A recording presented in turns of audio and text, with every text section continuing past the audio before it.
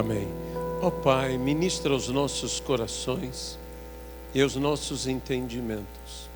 Fala a cada um de nós, ó Pai, e desperta-nos para as bênçãos do Senhor. No nome de Jesus Cristo. Amém e amém. Nós sabemos que a família, como disse o reverendo Fanini há muitos anos, é um projeto de Deus. Família, de fato, é um projeto de Deus. Foi Deus quem instituiu a família. E nós devemos lutar pela família. Parece que ciclicamente se levantam verdadeiras tempestades contra a família, contra a vida familiar.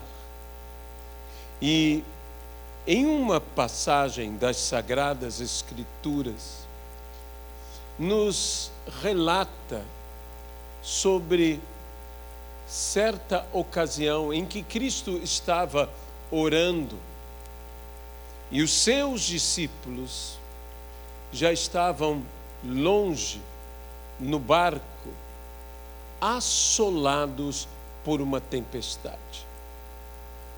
As tempestades são coisas que estremecem conosco, as tempestades nos perturbam, as tempestades são terríveis. E talvez as piores tempestades não sejam estas que são perceptíveis, visíveis a todos, pelos ventos, pelos raios, pelas chuvas, pelas ondas, mas aquelas interiores, aquelas tempestades particulares, que muitos não percebem, mas elas estão acontecendo. Elas estão lá. Tempestades dentro do lar, tempestades dentro da própria pessoa, em que aquele que acalma tempestades, que não é outro senão o Senhor Jesus, é o único que pode trazer paz a estas tempestades. A palavra do Senhor nos fala sobre esta ocasião, e se você tiver a bondade de abrir a sua Bíblia no texto que se refere a tal episódio e que se encontra no Evangelho segundo Mateus, no capítulo de número 14, quando Jesus, caminhando sobre as águas, vai ter com os seus discípulos. Duas vezes os discípulos de Jesus tiveram uma impressão incorreta quando a pessoa de Jesus chegou a eles. Uma delas nessa tempestade, outra delas após a ressurreição.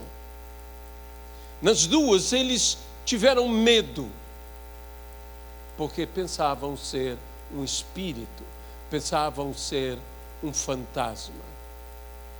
E nessa ocasião, que eles inclusive disseram, expressaram, é um fantasma, tomados de medo, gritavam.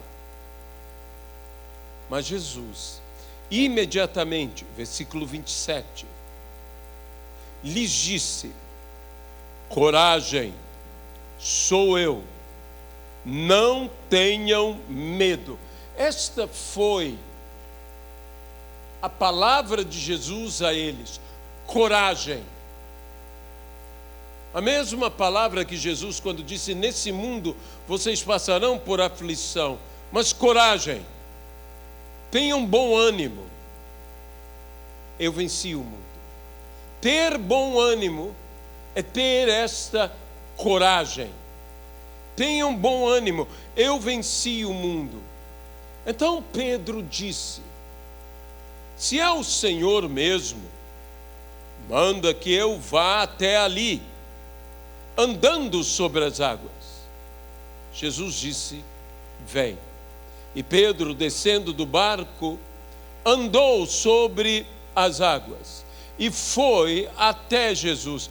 Reparando, porém, na força do vento, teve medo e, começando a afundar, gritou: salva-me, Senhor. E prontamente Jesus, estendendo a mão, o segurou e disse: homem de pequena fé, por que você duvidou? Subindo ambos para o barco, o vento cessou, e os que estavam no barco o adoraram, dizendo: verdadeiramente o Senhor é o Filho de Deus. Que Deus abençoe a sua palavra. Onde teria surgido e por que teria surgido a fragilidade da fé do apóstolo Pedro?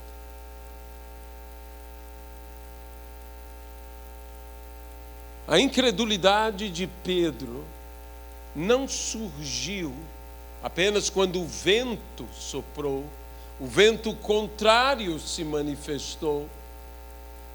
A incredulidade de Pedro se manifestou quando Pedro disse: se és tu, se és tu, já pondo em dúvida, se és tu, não comece uma caminhada de fé duvidando, porque fatalmente você irá tropeçar, fatalmente você irá afundar. Tudo aconteceu, e eu diria, porque Pedro não permaneceu no que Jesus lhe ordenou. Jesus, você dirá, bem, Jesus disse a Pedro: vem. Mas antes de dizer isso, Jesus disse a Pedro e a todos que estavam no barco: não tenham medo. E a Bíblia diz que Pedro teve medo, por isto afundou. Porque Pedro não permaneceu na obediência ao que Jesus lhe havia dito. Nós temos que não somente obedecer, nós temos que permanecer na obediência. Isso se chama perseverar. Isso se chama guardar a fé. Quando Paulo, prestes a morrer, disse: combati o bom combate, completei a carreira e guardei a fé. Eu perseverei. Eu mantive a minha fé. Pedro, nesse momento, veja, Pedro combateu. Ele caminhou sobre as águas. Um milagre aconteceu. Ele próprio experimentou algo que talvez eu e você, nenhum de nós, jamais experimentará. Pedro experimentou. Pedro teve uma coragem, uma verdadeira ousadia em fé. Ele caminhou sobre as águas. Isso ninguém pode roubar da história de Pedro. Pedro caminhou. Ele teve fé, mas ele não guardou a sua fé. Ele não guardou a sua fé porque temeu. Ele não guardou a sua fé porque ele não permaneceu obedecendo o que Cristo havia lhe dito, tanto a ele quanto aos demais. Não temam, não tenham medo, sou eu. eu estou aqui.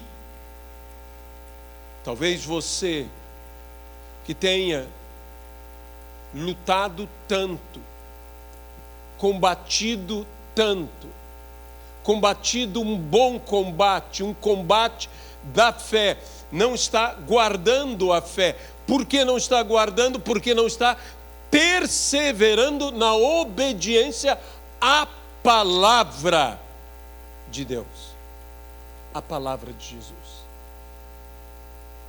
Não somente creia, permaneça crendo. A Bíblia diz: se vocês ouvirem a minha palavra e guardarem a minha palavra. Deixe-me colocar isso no sentido que estamos falando hoje. Se vocês ouvirem, se vocês crerem e se vocês permanecerem crendo na minha palavra, não somente porque vocês um dia creram, mas permaneçam crendo na minha palavra. Permaneçam em minha palavra. Permaneçam em mim. Jesus também diz para que nós permaneçamos nele. Lembre-se que a Bíblia diz: eu sou a videira verdadeira e vós sois os ramos. Todo ramo que estando em mim dá fruto, o Pai o limpa, mas todo que está em mim e não dá fruto, o Pai o corta. Aquele que permanece em Cristo, não somente aqui está, mas que permanece em Cristo, esse frutifica. O que apenas está presente, mas não permanece em Cristo, volto a dizer, não basta ouvi-lo, crer no que ele está falando, temos que permanecer crendo. E nós permanecemos crendo quando nós obedecemos e permanecemos obedecendo. Não tenham medo. E Pedro teve medo. Isso é uma clara desobediência ao que antes ele estava obedecendo tão bem. Porque não é qualquer um que sai do barco, só ele saiu. Não é qualquer um que anda sobre as águas, só ele andou. E por que andou? Porque creu. E porque não somente creu, mas foi corajoso ao crer. Teve uma fé ousada, corajosa, porque caminhou sobre as águas. Mas não permaneceu na obediência àquela palavra. Por isso, afundou. Nisto surgiu a pequenez, a fragilidade, a debilidade. A fé de Pedro naquele momento, isso me surpreende, porque Jesus disse: homem de pequena fé, por que duvidaste? Ele duvidou antes e seguiu duvidando depois, porque temeu antes, por um breve tempo teve coragem e logo cedeu de novo ao medo, e com o medo a dúvida. Temos que ter a total confiança naquele que está presente e que nos ama, a saber, Jesus Cristo. Porque o verdadeiro amor, o perfeito amor, e esse é o amor de Cristo, é o amor de Deus por nós, lança fora todo o medo. Todo o medo. Por isso, vamos verdadeiramente continuar obedecendo. Há pessoas que estão tão bem, tão obedientes, obedecendo a palavra que lhes foi dada. O apóstolo Paulo, falando aos Gálatas, disse: Gálatas insensatos, quem vos fez retroceder? Vocês corriam tão bem. Mas naquele momento, os Gálatas começaram a ir para trás. Não perseveraram na palavra, na revelação da graça que haviam recebido. Que nós venhamos a ter verdadeiras revelações do Senhor. Você quer ter a vitória no seu lar, nas tempestades com a sua família? Seja corajoso. Talvez você esteja vivendo um momento difícil, turbulento, em que, semelhante ao barco, a tua família está como sendo jogada de um lado para outro, e que você está como os discípulos estavam lutando para perseverar aquela embarcação intacta. E o Senhor chega. E você está tão tomado pelo medo daquela luta, pela aflição daquela batalha, que você não consegue nem mesmo reconhecer ao Senhor. Ele está presente. Ele não está ausente, Ele está ali com você. E Ele vê o que está no teu coração. Eles tiveram medo de Jesus, mas eles já estavam tomados por medo. Medo da tempestade, por inseguranças. Quantas vezes as lutas familiares nos dão esses sentimentos de inseguranças, ou por vezes nos deprimem, nos angustiam. Nós estamos tomados de uma série de sentimentos que, quando Deus se aproxima, nós falamos: tudo vai piorar, porque não estamos reconhecendo que Ele está ali para nos salvar, e salvar a nossa casa, e salvar a nossa família. Você se lembra daquele carcereiro que foi tomado por sentimentos tão conflitantes, porque houve aquele terremoto, as celas se abriram, os presos saíram, e o carcereiro diz: todos fugiram. E ele já havia tomado a sua espada para lançar-se sobre a sua espada e assim morrer. Quando Paulo grita do fundo: não te faças mal algum, todos estamos aqui. Não te faças mal algum, todos estamos aqui. Aquele homem com sentimentos, como eu disse, tão conflitantes, tão angustiantes, disse: o que eu farei para ser salvo? E Paulo diz: creia, e serás salvo tu e toda a tua casa. Por que Paulo disse tu e toda a tua casa?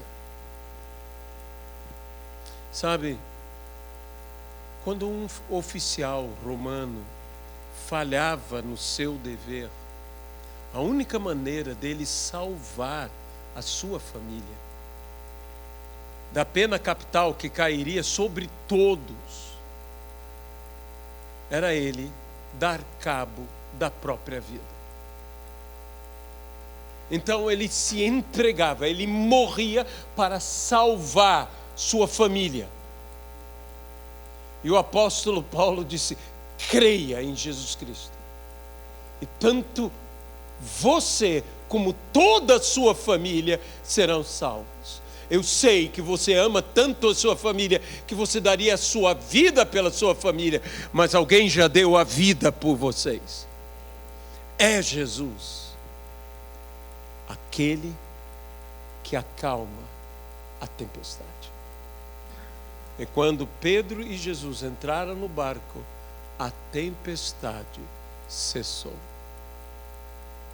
Quando Jesus chegar, quando Ele entrar em nosso barco, quando Ele entrar em nossa casa, conosco, a tempestade vai cessar. Senhor Jesus, eu entrego esta palavra. Peço que todo aquele que ainda não tomou uma decisão por Jesus possa tomar, como o carcereiro de Filipos tomou naquele dia, aceitando a Jesus como seu Senhor e seu Salvador, e assim a salvação entrou não apenas em sua vida, mas em toda a sua casa.